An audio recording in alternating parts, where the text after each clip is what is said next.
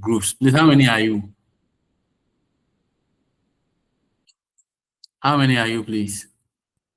We are not yet aware. You are not aware, right? Yes, please. Okay. But can we still share the course code? Like I just check it from my portal.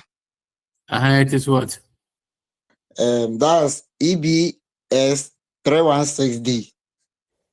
3116. No, it's 316D. 3116. EBS, yeah, 316D. Yes, please. 6D. And it's EBS, eh? Yes, please. Like this. Is that it? Yeah, EBS316D. All right. So that is it. All right. Am I sharing my screen? Miss Aaron, please let's hear you.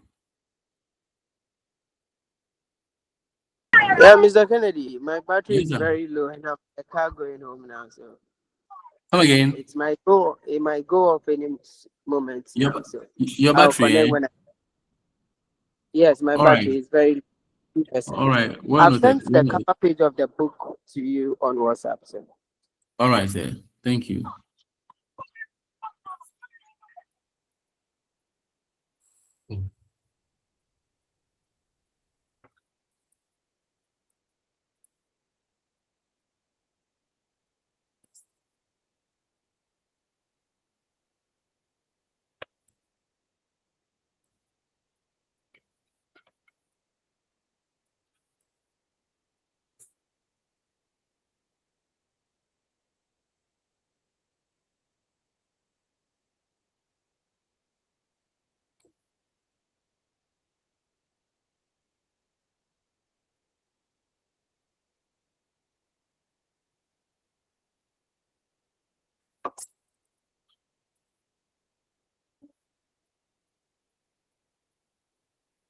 Okay, so I'll do some changes here and I'm coming. I hope now I'm sharing. Yes, please. Okay. Yes, please. Can see it. All right.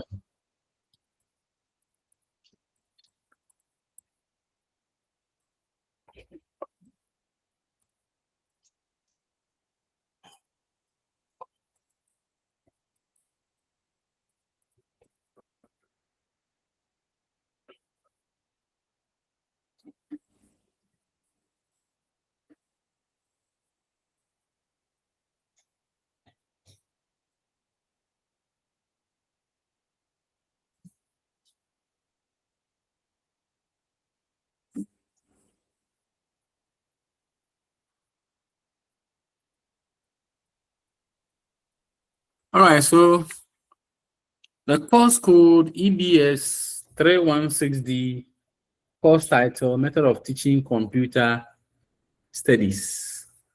Method of Teaching Computer Studies. All right. So we are going to look at what it entails.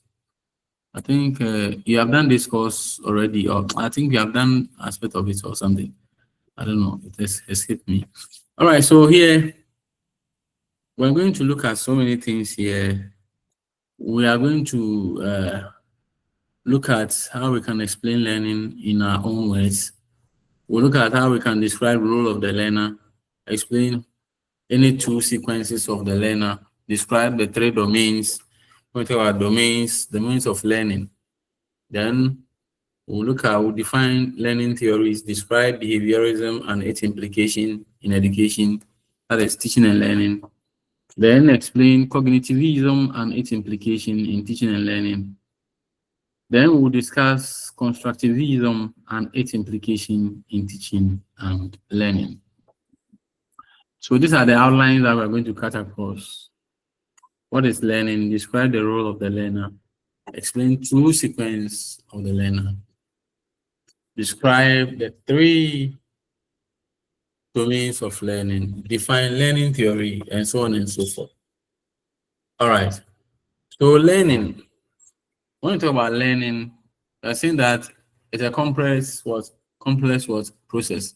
And why is it a complex process? It's a complex process because the teacher don't go to class alone. The teacher will go to the class with some material, teaching learning resources, and what have you.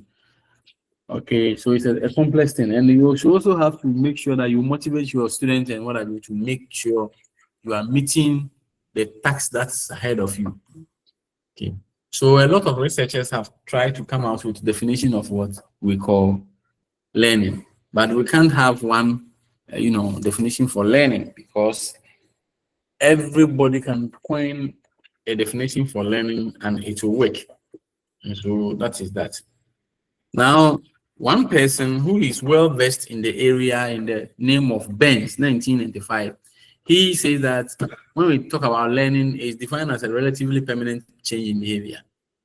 Relatively change, and that is called permanent in behavior. Okay, which includes certain things.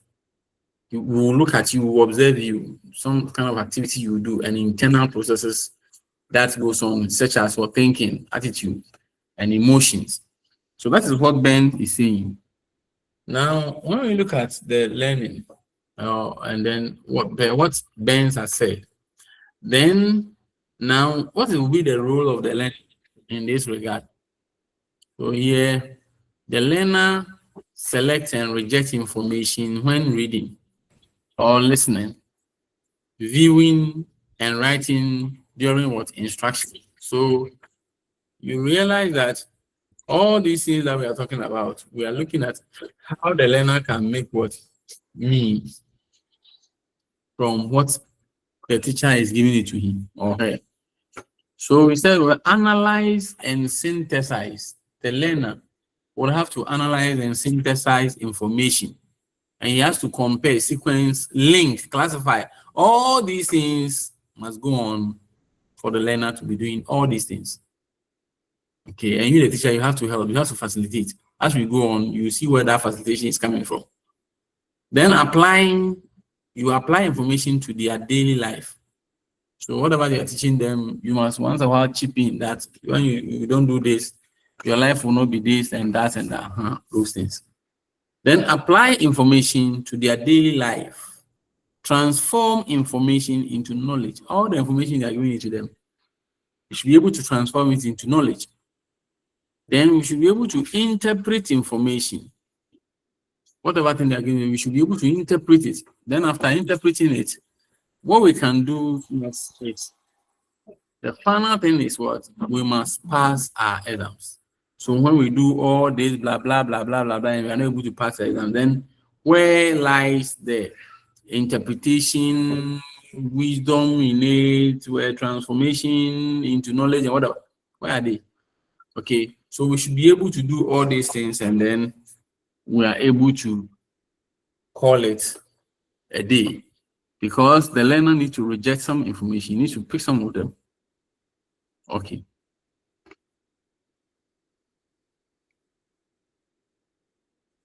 Next one, when you take the sequence, what is he saying?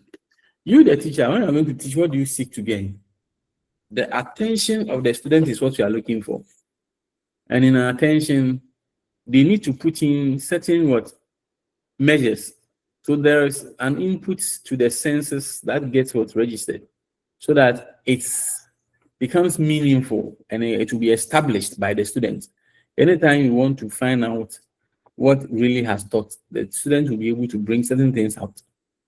Okay, then you need to acquire. You say, what is the student going to acquire? The new capabilities the new skills you are teaching the student. That's what the student is going to acquire.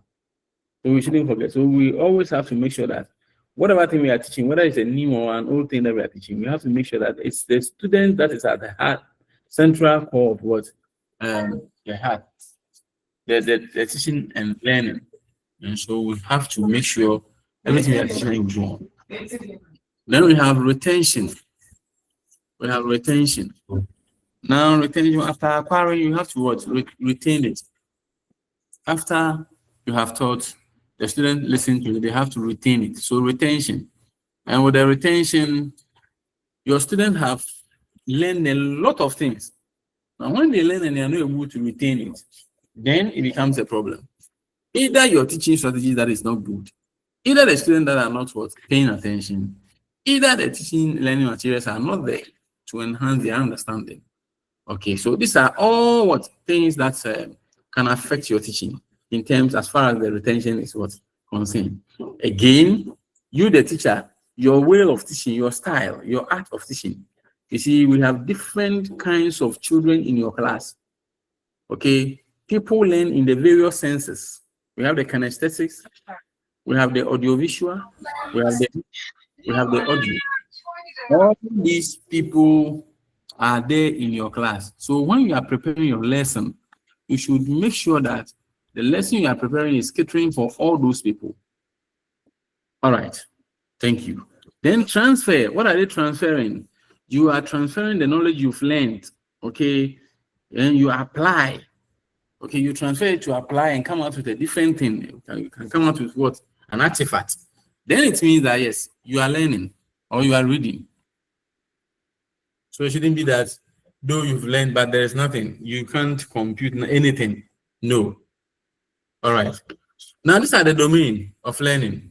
Now, in the domain of learning, we are saying that we have knowledge. Okay. We have knowledge. Now, when we talk about knowledge, what are we talking about? The knowledge do an activity to recall a process. There are certain rules you set in the class or what have you. You must also get it. Okay. So that is it. Please, a minute.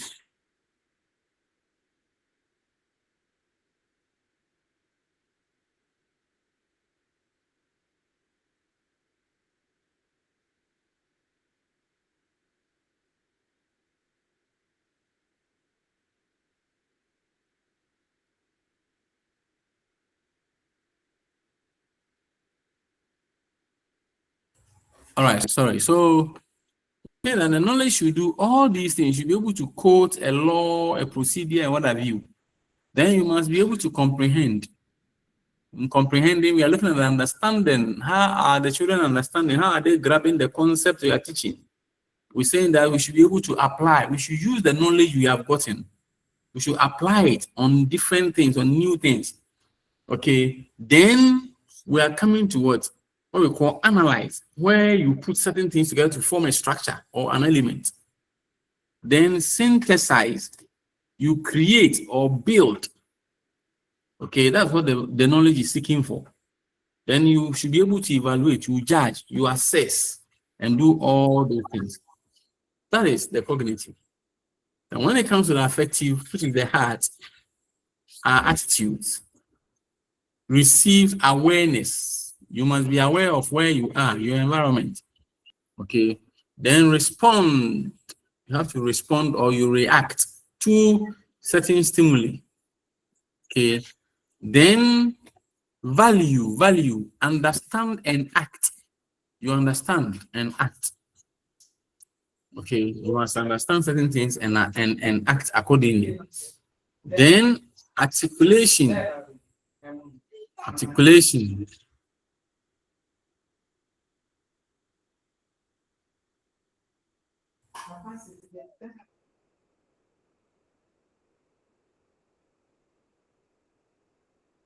All right, so that is the articulation.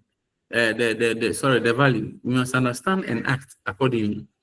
Then we have articulation and what? Articulation and accurate integrated what? Related skills. So it means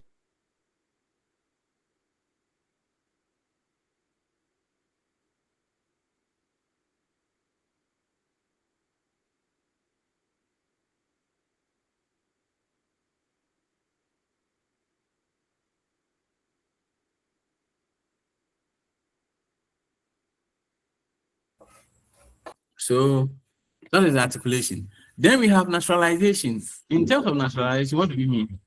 The naturalization is talking about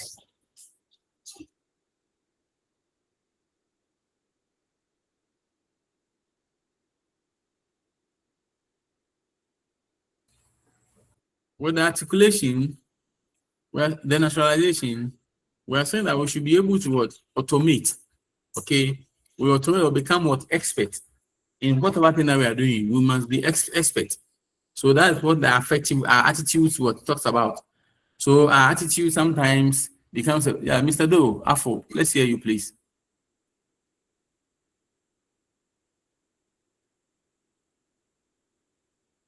Mr. Doe, Afo, let's hear you.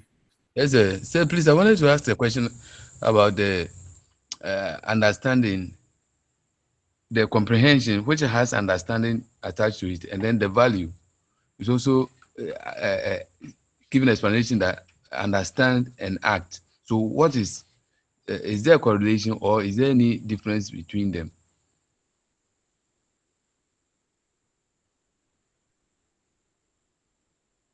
Hello, sir. Hello, if I'm teaching, okay. Okay. Hello. Hello, if sir. I'm teaching and you understand, when I give exercise, you act to that effect, right? Okay. Right. Yes. Good. So that is all what it means. That is all what it means. So always when they are teaching you, you must understand first. Then when the exercise is given, then you act accordingly, maybe based on certain instructions that I've given it to you. Okay. Then, so for instance, you are writing it and said, without let's say without maybe pencil or a pen, draw this thing. How can that be possible? When you even want to listen to that information, you act, it will not work. Because how can I not, draw without pencil and pen? How? Okay. So that is that. I hope you are okay. Yes, sir.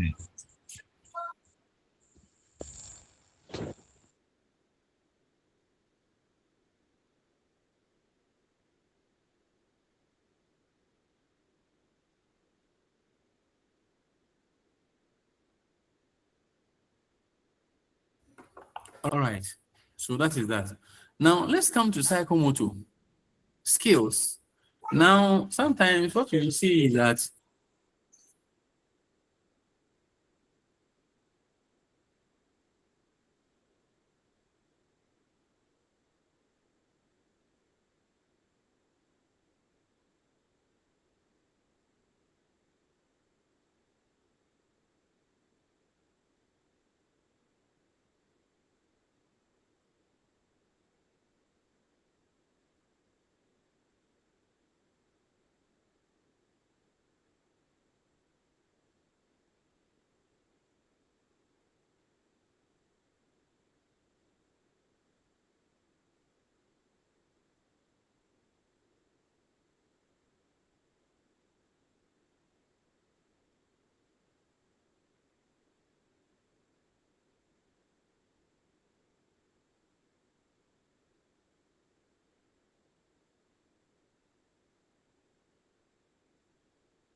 sorry, please.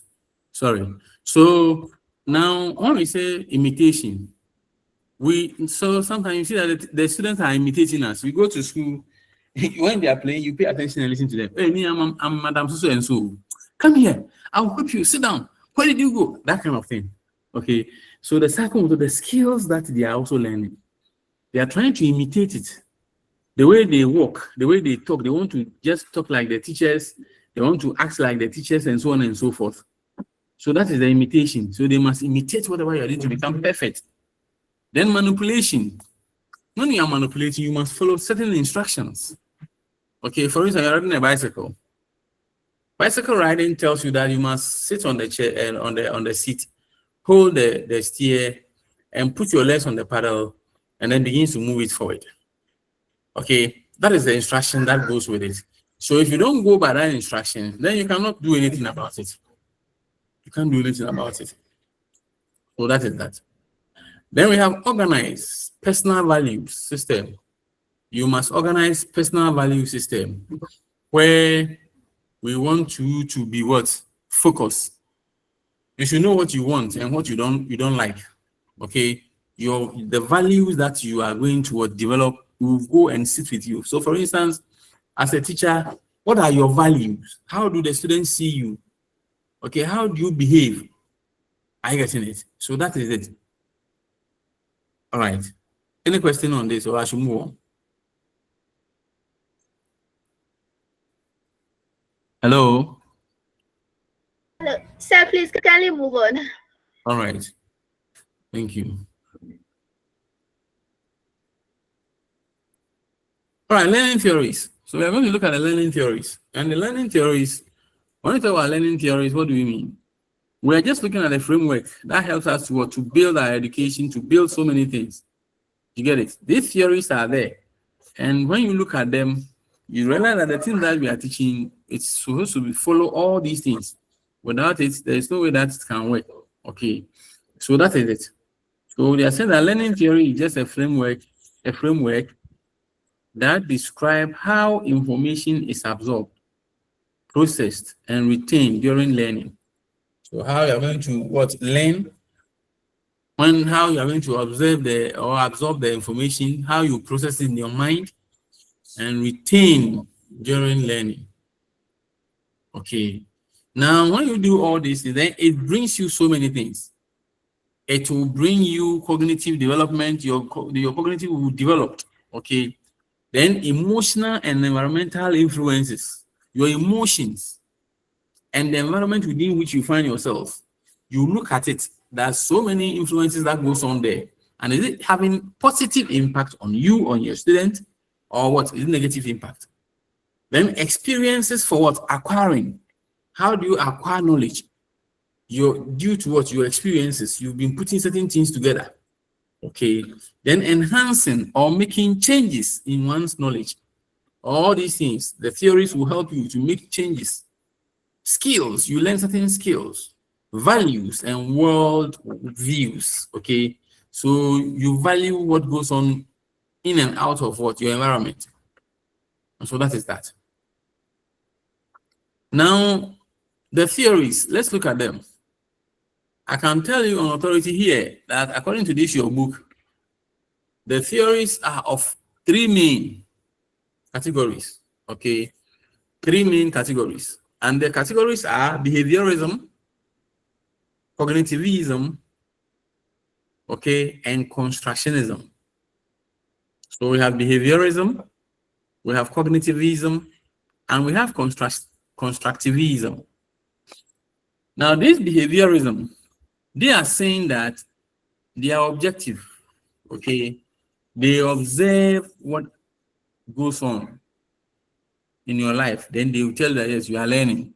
So they observe character, okay?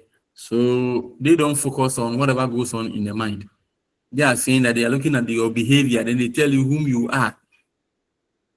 Then the cognitive, they are also saying that no, they go beyond that. They don't look at your behavior, but they look at your brain capacity, the way you can think and put things together and then before you talk. Okay, so they are looking at the brain-based learning. Then constructivism, they are also saying that no, as for us, all what we know is that let's build the environment and learning and the concepts and the ideas will take place. So we call them constructivism. So I think after the World War, then they realized that they have to construct the environment and the learning itself will take place. That's where the idea of Montessori school came from, because they said that build the environment and learning will take place. Mr. Kofi, let's hear you. He said it's not really something serious, but I wanted to draw your attention that we are taking, so you should at least We are. Yeah, you go a little bit slower for us. I'm not getting you. We are taking notes of some of the points, so Don't worry, I'll share. Okay, you want me to take my time, right? yeah. Anyway, okay. I wanted to share slide, but okay, that's fine. If you are taking it, that's fine. All right. So thank you. So we are saying that is it. So should I start again or you're okay? I'm okay. You can continue. All right, thank you.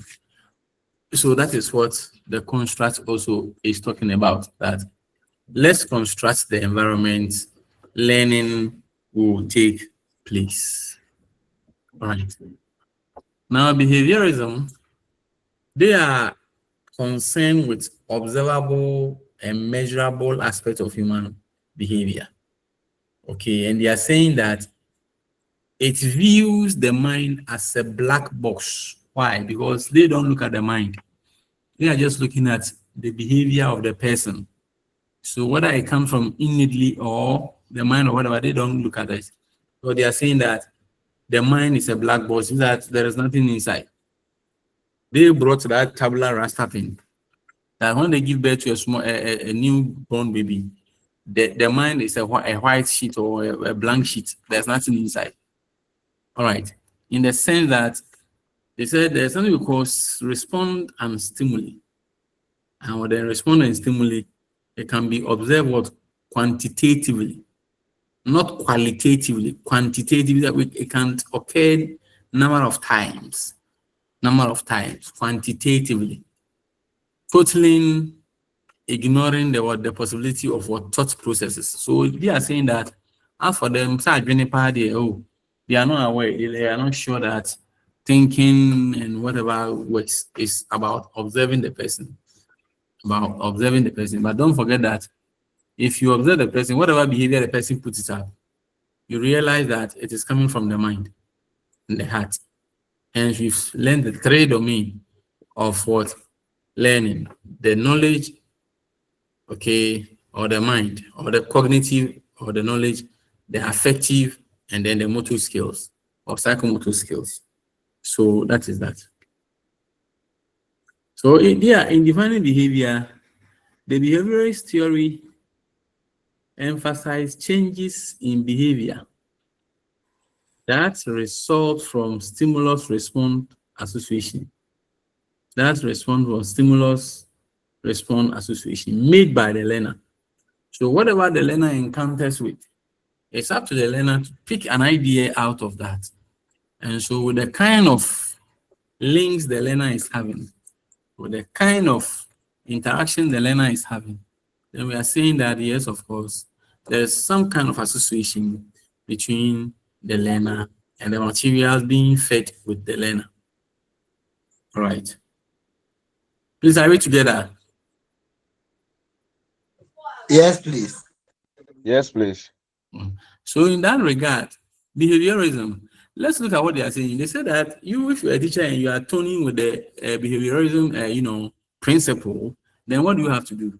They are saying that what you have to do is that you must be actively keep students participating. Always, students must be participating. Okay, they must be participating. Then students should be active respondents. They shouldn't be passive. They will sit aloof. They don't ask questions. They don't add. They don't subtract nothing. No, they should be active respondents. Okay, people are most likely to learn when they're actually having chance to do something. Then they will learn. So that's what they are saying. And they are saying that we should provide the stimulus. And the stimulus here, we are looking at the lesson that you are going to give to the children, the theme, and the subject that you yourself are going to teach, and what have you at hand. That is what we're supposed to provide for them so that they can respond.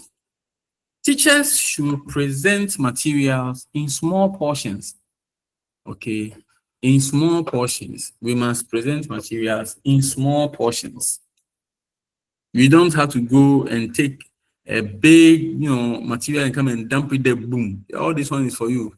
Learn it.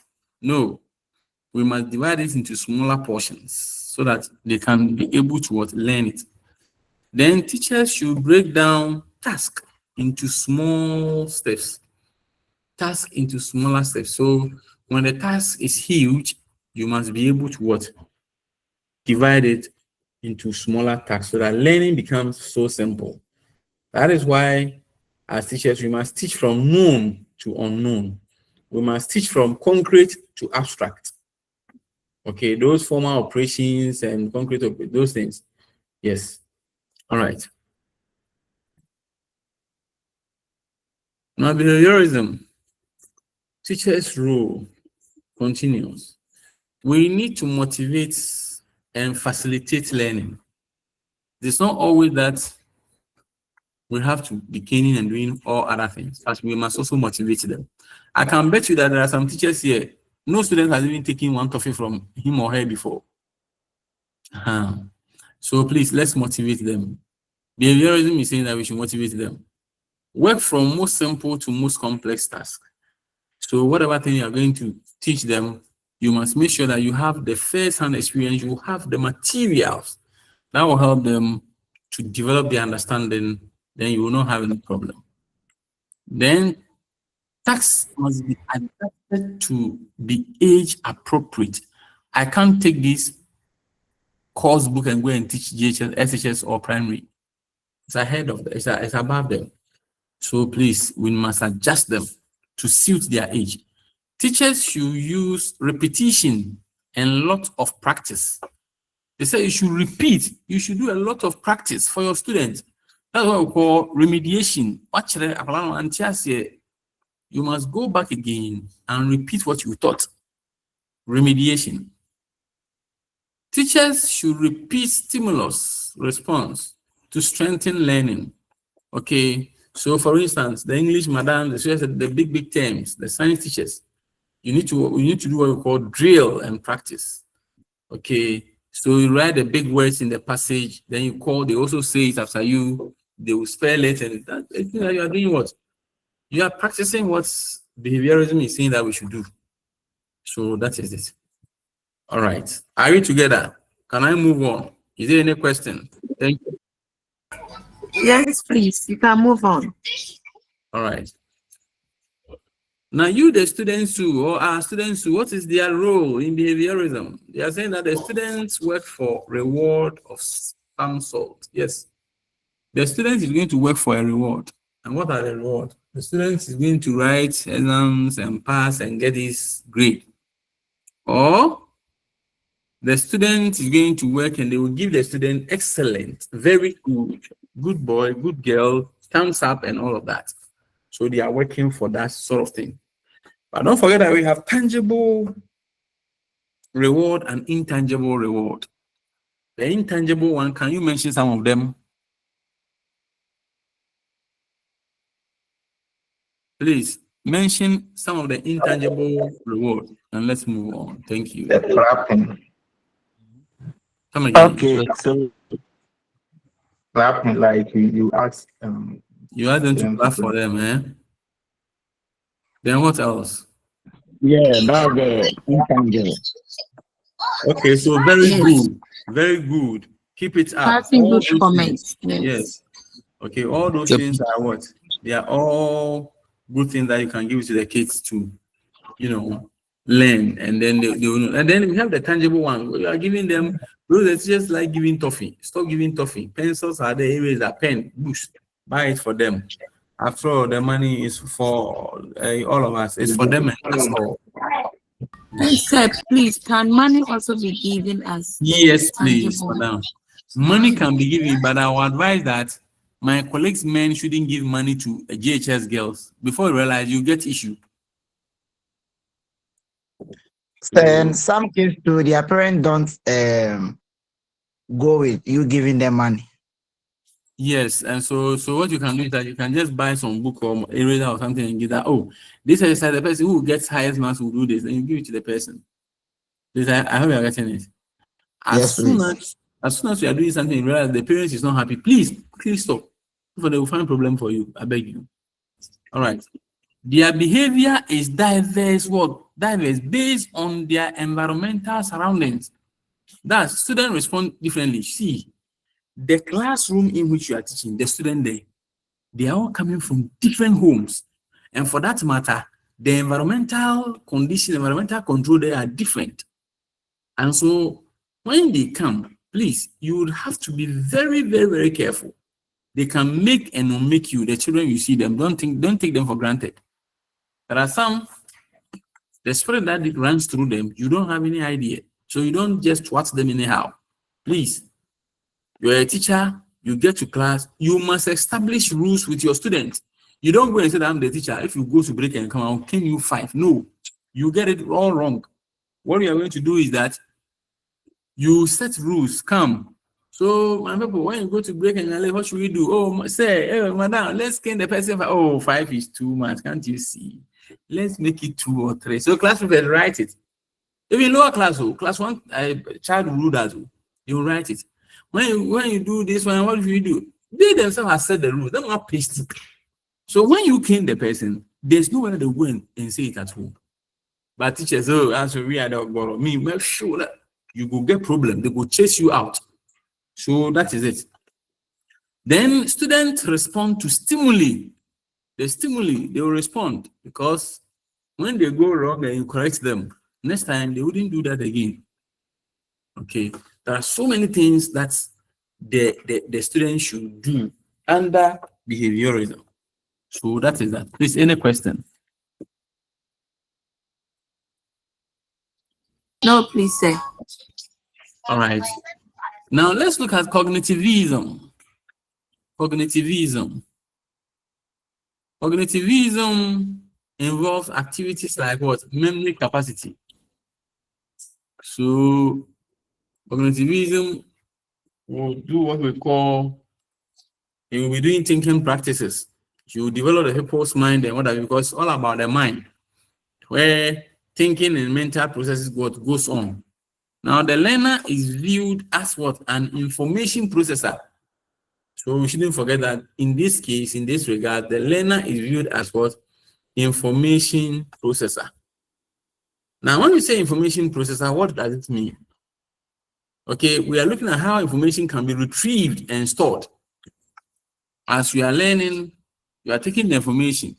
It depends on you as to how you retrieve it and then how you stored it. And here the focus is on how to store and retrieve information. That's what we want we want you to get. That is the information. The focus is how to retrieve and store the information. So learning is attained through what? Rehearsal and consistent use of what? The information. So when you consistently use the information, it becomes part and parcel of you. Okay. Because people are not like robots or animals where you can program them and let them do what you want. No. Because even the environmental stimuli will not happen. Look at it. When they brought that sex education thing, you remember? You saw how the people were going after them. Yes. And now there's another one. That one too, they are chasing them. Yes. So that is that. The environment will not allow you. So when you bring that, stimuli, we will respond to it, either negatively or positively. Okay. Because we are saying that people are not what? Human being is not a rational what? Sorry, people are rational beings. And so rational beings, they think. Okay. And they must be what? Active in whatever participation that is going on. So that you will not sit there and say that you are the government, you are the social and so, you are the so you are bringing any stupid things for us to do. No. Every government that will come with that, people will stand against it. So we have to what? Be alert. Now, cognitive activities can be measured directly. That one, it can be measured. When you give people exercise, you are able to measure it. I get it. But can only be inferred from what? Observing performance. You can measure. And once you measure, you must to make sure that you infer from the performance whether yes, I'm measuring. The person I'm saying he's good. The exercise, how many did he score? Then I'm doing that. All right. Now, this is a simple diagram that is so simple that everybody understands it. This diagram is what? Unquoted by some proponents, okay, key proponents who are very good when it comes to cognitivism. Some of them include Robert Ghani. Some of them also, or one other person is what? Howard Gardner. And then our own uncle, Benjamin Bloom. So they said, and they are saying that, yes, of course, when you pick information, the information is prepared. Okay, once you are seeing it and it's entering here, it isn't that when it enters here, then it's stored there. When it enters here, there's what you call perception. Here, what do we mean by the perception? Am I going to accept this guy's proposal or I will not accept it? Am I going to go by this lady or I will not do that? So now your perceptions are coming in. You are thinking. Yes, Mr. Chris. Yes, sir. Please. I think the screen is no longer shared. You're no longer sharing the screen. And that's to everybody. No, please. So Please, please, kindly go off and rejoin. It's working. Kindly go off and rejoin, please. Okay, thank you. Yes, sir. Yes, sir. Thank you for understanding. All right. So the perception. Am I going to take this information and store it, or I'll just listen to this lecture and find my way and go? Master, my bread. What is it? No. We are saying that the information comes. The perception is that you're going to store it. Either you're going to store it or what, or you're going to leave it. So the perception comes here. Then we come to the short-term memory. Okay. Here we are looking at the short-term memory. Then from here, when it's here, please a minute, let me go back. When it's here with the short-term memory, and you don't process it well, you must process it well here, where we say that learning has taken place, so it has been saved. When it's saved, then you go to the long-term memory. With the long-term memory, there is nothing that you can do to erase it. Then we are saying that yes, of course, the memory is active. What Juma is working active. Okay, so when they ask you something here, when they come here, ask you a question, quickly you go through this process and retrieve it. When you retrieve it, then the memory is working. Then you bring it out. That is why we say that we have encoding and we have what? Permanent what? Stage. So we have encoding, we have temporary stage, and we have permanent stage. The information is going, if you don't want to say sensory register and this, you say what? Encoding, temporary was storage, and permanent storage. The same thing. Now, between stimulus and response, in between, there's what we call psychological processes. You are using your mind to process a lot of things, psychological processes, okay, which is prior to knowledge. I get it. So here you realize that when you're writing lesson notes those days, by the end of the lesson, the student should be able to do this, RPK, all those things. Yes. So that is what happened. So please, are we okay on this diagram? Are we okay? Or you need more clarification?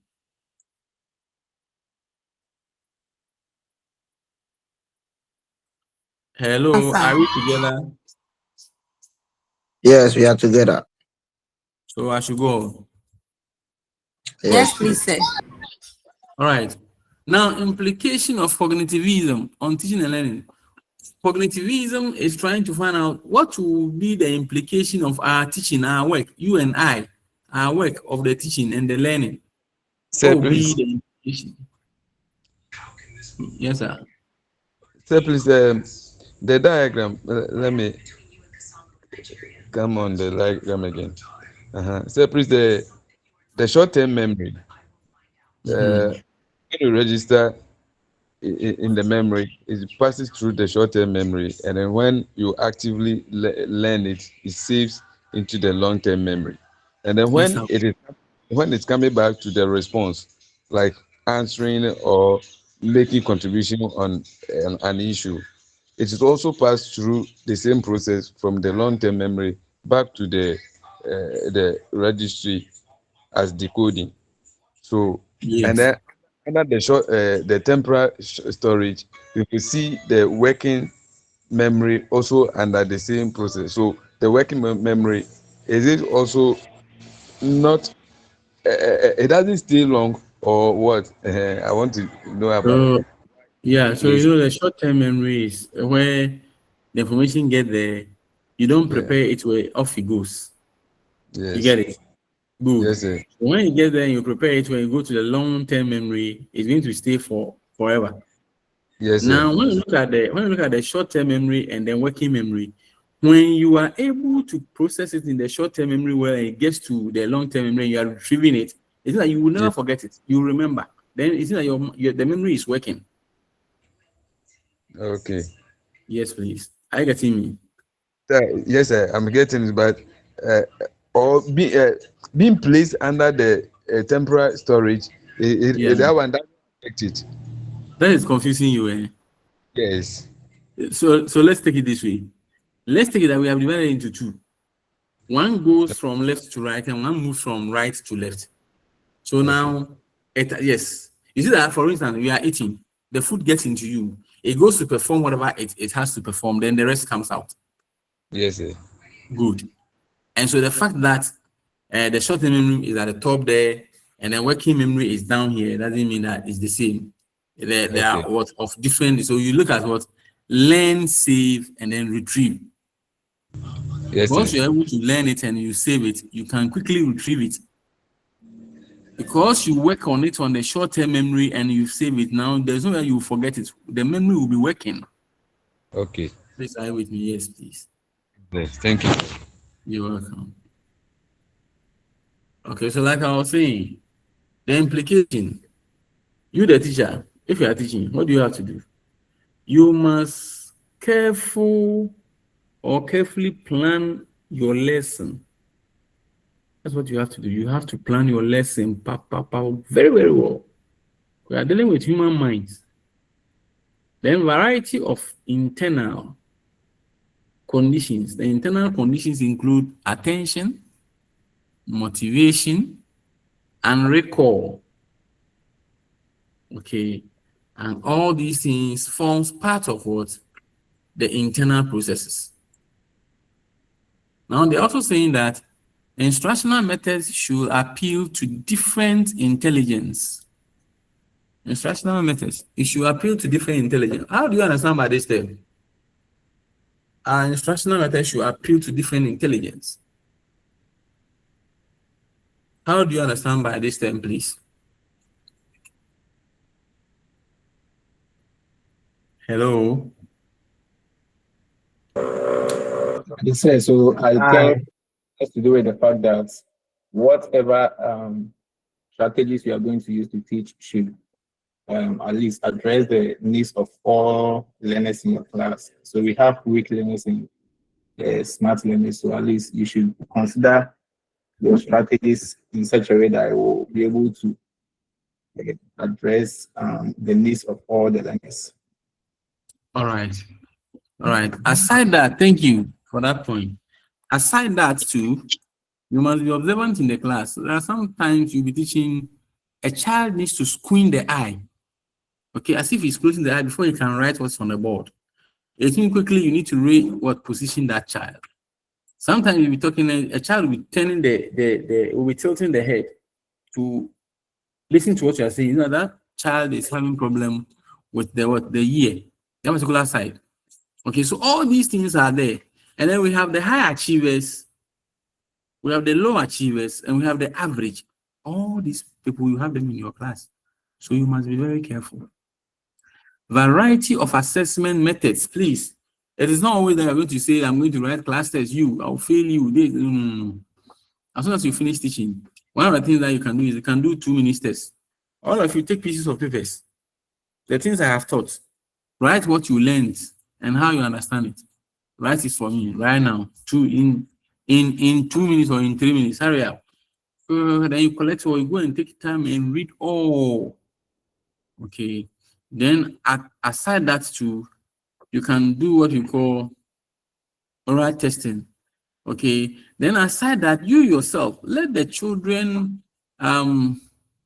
evaluate you. Tell them they should write, nobody should write their name. They should write about you, what they feel about you, your teaching and everything. When they write it like that way, you're not supposed to be offended. You take away and read and make amends. But the children are telling you what is right. You are not doing what you are not doing right. They are telling you. Okay. Then the true or false assessment type, a lot. We have a lot of them there that you can use. So don't let us forget that always class test. No, project works are there. Artifacts, building are there. Okay. Create instructional plans based on state standards. The states, we have standards. So that's why we have objectives. And so we must go by the learning objectives and learning what theories, so that it will help us. To help us enhance our work as teachers. We must pay attention. We must pay attention to our kids when they are in the class. Okay, recall of what prior learning. So RPK, all these things must be catered for. All right. Now let's look at constructivism. Construct. You must construct something. They are of the view that learning as we see, is a process which what the learner constructs knowledge based on their past experience. So based on their past experience, you realize that the learner constructs meaning out of whatever he has experienced, and then he take a decision on. It's like it happens to all of us. We have one way or the other gone through certain situation that wouldn't help us, but we're in it. And due to that, once you jump out, especially our ladies, once you jump out, it becomes very difficult for you to go back. And so that is it. So it's based on the experiences that we are having. Then it will help us to build some sort of knowledge. And in this case, here, these philosophers are saying that we should put the learners at the central core of the education system, the teaching and learning. And so that's why we are facilitating them. They're supposed to do all those things. Students learn by doing. Yes, they are saying that for them, students, they learn. When they do it, it remain with them, better. So teachers should use scaffolding. Scaffolding is more or less a springboard that will lead you to the next level, or let's say a scarf that the mason stand on to get to the top and do the plastering and what have you. Yes. So that is that. That is that. And it is saying that you need to give clues to the students when you are giving them questions and other things. You have to give them clues and what have you. A lot. Okay. Then the teacher only acts as a facilitator who encourages students to explore within a given framework. So this is what constructivism stands for. Now, students participate in learning process. Students may collaborate with others to organize their ideas and learn from each other to construct their own knowledge. So students learn for themselves. Okay, they meet and learn and do whatever they want to do, so that at the end, they themselves can even assess their own selves and do a lot of things. Now, which people propounded this constructivism? Now, we know that Mr. Piaget is there. And Jean Piaget is one of them. Lev Vygotsky is also there. And our own grandfather, John Dewey, followed by Jerome Bruner. We have a lot of them. So they came out with this constructivism theory. All right, are we okay? Are we there? Should we move on, or I should pause for questions? Thank you. Are we together? Yes, are we on the please, same sir. page? All right. Now implication continues. Teachers use scaffolding, which I have explained. What you're going to break up learning into chunks and then providing a tool with information. Okay, so when the system, the whole thing is too broad, you break them into chunks, then you give a tool that will help them to be able to answer it. So that is that. Or that will guide them to be able to answer the questions that you are going to pose. Teachers use schemata. The schemata is more or less remembering how you can do something to remember. For instance, all science teachers, especially JHS teachers, SHS teachers, that they are teaching the science, for the children to get the first 20 elements, there's something they use. They will tell you, hello, listen, BBC. So you are doing this to help the kids to understand or let them get whatever you want them to know. Teachers use anchored instruction, a model for technology-based learning, which stresses learning within a problem-solving learning context. Okay, so when we do those things, then we are subjecting the learners to some sort of punishment that it will stress them as they are learning. So instruction should be free and fair. We should give them the clue. We should help them to understand certain things before we move on. The implication continues. Teachers should provide lessons that students can practice doing or where they can work with others. Students must do, okay. Students actively participate in the learning process by using critical thinking skills to analyze the problem. So all what you've taught the students, they are going to analyze it. They are going to use their mind on, they want to analyze and think critically to come out with some sort of solutions. Okay. Then students will create or construct. So you can use technology to create or construct something nicely. Then students can also use technology easily under this theory. So as for reconstructionism or constructionism, we are saying that as for them, students can do anything under their supervision because they say they want to construct the environment so that learning takes place. Now, they are saying that, so in this regard, in this case, what sort of curriculum should we use in handling our students? They are saying that based on this, projects that foster higher level and lower level skills at the same time can what? Introduce, okay, project that what fosters high level and low level skills at the same time can be introduced. That is the curriculum that we have to look at. Then how do we teach them? How do they learn? The learning goals. You must sit in terms of growth from where the student began, working independently and with groups. Okay.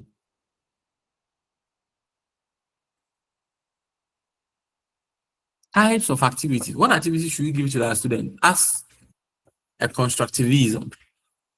We have give them what? We have to give them what? Group projects. Group projects. Hand-on exploration. Product development. So we give them project work.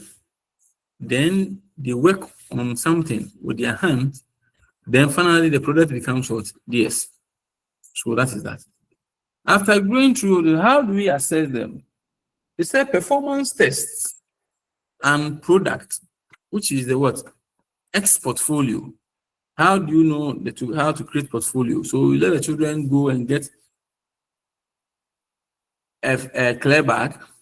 You give them assignment. They should make sure that what they are going to read, they will read and get a sheet to support it. When they get a sheet and pictures, they should put it in that clear bag and come forward. Award of marks. And I bet you your class will be what? Very, very interesting. Everybody will want to do that and get that. Quality measured by what? Rubrics and checklists. Measure may differ among students. Yes. You cannot use the same checklist for all the students. Some are very fast, some are also slow in learning. And so that is that. So the rubrics must be a bit flexible so that it can cater for every learner. All right. Then we talk about connectionism. Connectionism or association theory. The connectionism or the association theory is all about how we are able to connect to things. That is where Edward Thorndike came out with his own philosophy that there should be some sort of things we call law of readiness, law of effects or exercise, and law of what effect. Okay. So the learning that we are doing, everything that we are doing here, we should put it behind our mind that we should be ready to do. Yeah. Yes. Let's hear you. Sir, please, is the connectionism the same as constructivism? Connectionism, no, the connectionism comes under the constructivism. Okay, you construct, how are you constructing? You are constructing in a way that because you have a connection with what you have learned, you are using what you know to construct a different thing. Are you getting this? Yes, please. Yes, you are connecting. So you must connect to the thing, study the thing, get to know it. Then you're able to construct it. Okay. Are we good? Yeah, please. All right. So that is that. Now, this theory, which was propounded by Edward Thorndike in the 20th century, half 20th century, he was the first educational psychologist. And here is the first person to bring together that psychologist and had studied about how human minds work and what educators knew about how to teach. So he looked at how human minds work. Then after that, he tried to see if he can marry it to how teachers can teach. All right. Now, connectionism was Thorndike's main philosophy. And he said that learning is about responding to stimuli. He said learning is about responding to stimuli. Now, according to this theory, what are they saying? They say learning is the outcome of the relationship between stimuli and response. So the relationship between stimuli and response means that when I cause something to you, you respond, whether positive or badly. You respond and give me the exact thing I'm supposed to be giving. Okay. Then these relationships becomes habit and may strengthen or weaken depending on the nature and the frequency of stimulus and response themselves. So we are saying that this kind of connection, either it will be strong to be repeating itself that, oh, we have to do it, they are doing well, or it will be quashed out.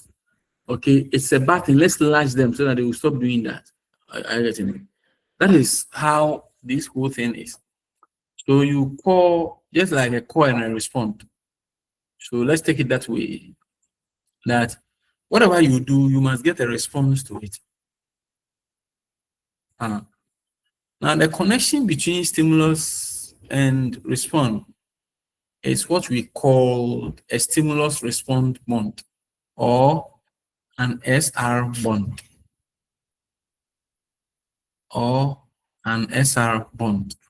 Now, the stronger the SR bond, the better a person has learned the lesson. Right. So the better the SR bond. So the stimulus and response bond, when it's strong, that is that the learner has learned everything well. All right. The law of effect, try and error. Okay, the law of effect is all about try and error. So connections are strengthened if the consequences or the effect is positive. In short, behavior or learning will take place or be repeated if the result of such action is pleasant. So whatever comes, if I want it to be repeated, if it's positive, it will be repeated. But if it's not positive, then it can be what? Repeated. It will be quashed out. So that is that. For example, let's look at something. A student would want to study more if they know, your students, they know. If they want to know, you dash them something, they want to study more and get those things from you. So that is that. Now, it says that if a stimulus results in a positive outcome, it strengthens the SR bond. While if it results in a negative outcome, the SR bond is weakened. So that is that. That is that. How about exercise? Law of exercise. Practice makes perfect. So the more you practice and you do exercise, then you are good to go. So that is it. You must, law of exercise simple tells you that practice makes perfect. And so for that matter, you have to what? Practice more so that you become perfect to whatever scenario, whatever problem that confronts you. So that is that. The more you do or practice a certain behavior, then it will be strengthened. Yes. Connection becomes stronger. That is that. A law which states that in learning, the more frequently a stimulus and response are associated with each other, the more likely the particular response will follow the stimulus. So that is that. That is that. The law implies that one learns by doing and one cannot learn a skill. For instance, by watching others, it is necessary to practice the skills because by doing so, the bond between stimulus and response is strengthened. So it's all about how these things are strengthening and what have you, the law of effect, the law of exercise, and what have you. What connection is it having? Okay, by Rotondike in his philosophy. All right. Now, law of exercise is a proper mindset is the key word in this law. Put a dream pa, ubi biya ku young, but put a dream pa there and yes, forget it. So that is that. Now, let's say that this law states that the more ready an individual to respond to a stimulus, the stronger will be the bond between them. Okay, the more stronger, okay, an individual responds to stimuli, then the response will also be great for that particular person. And if an individual is ready to respond, but it's not made to respond, what happens?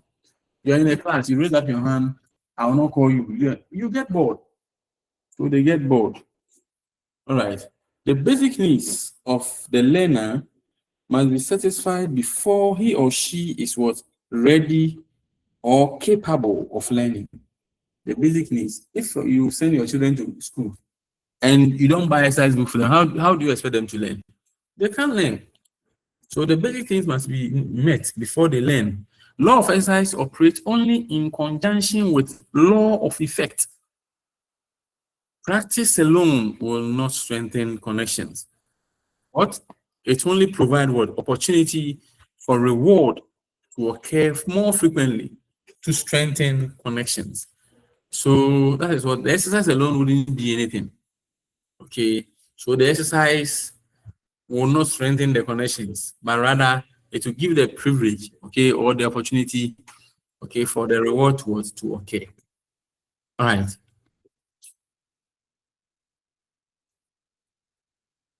Empiricism or rationalism. Empiricism or the rationalism. Now, empiricism in philosophy, empiricism is a theory that states that knowledge comes only primarily from sensory experience. So empiricism says that before you can get knowledge, it's based on your experience. Okay, it is one of the several views of epistemology. There's also a theory there, along with rationalism and skepticism. These are all theories. So theories now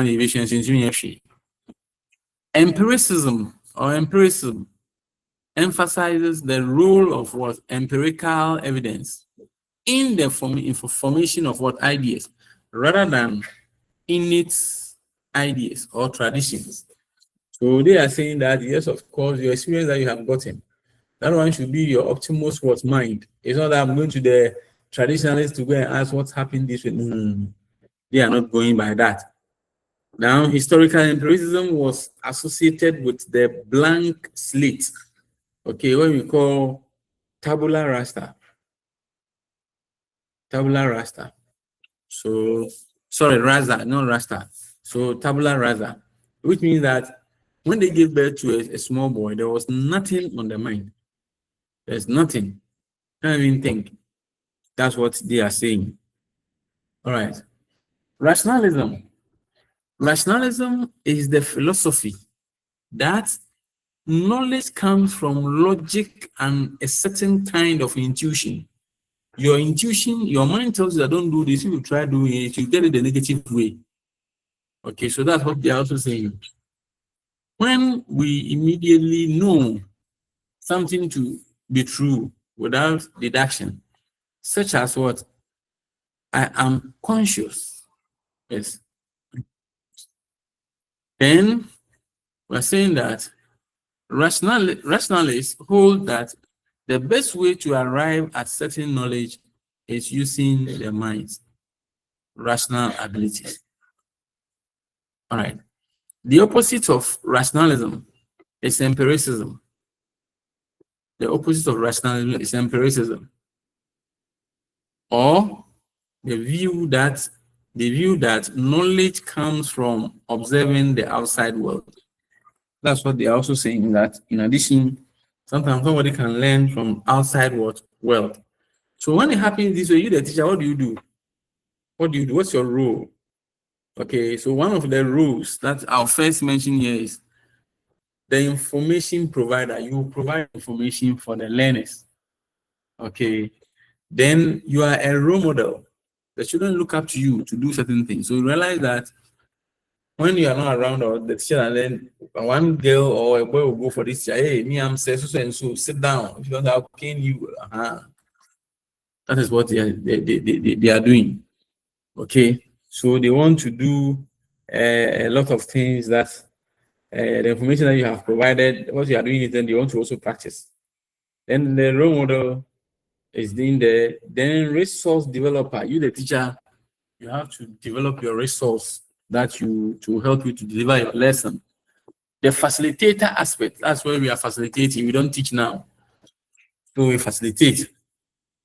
You must, assess their exams, homework, exercise book, and whatever. So you are an assessor. Then you are also the planner. Okay. You are also the planner. All right. Now, teaching approach. What approach should we use to teach? They are saying that we should use the lecture method. Didactic approach means that we are using what? Lecture method. Okay. Then expository approach. Teacher-centered approach. So they are saying that teacher should be at the central core point, so that they will give the information. Teacher gives facts. So that is it. Empiricist. Emphasis was on the need to acquire scientific knowledge through observation. So they are saying that you can also you can get knowledge, or you can do whatever you want to do through what? Scientific observation. Then after that, we have what? The heuristic approach. We have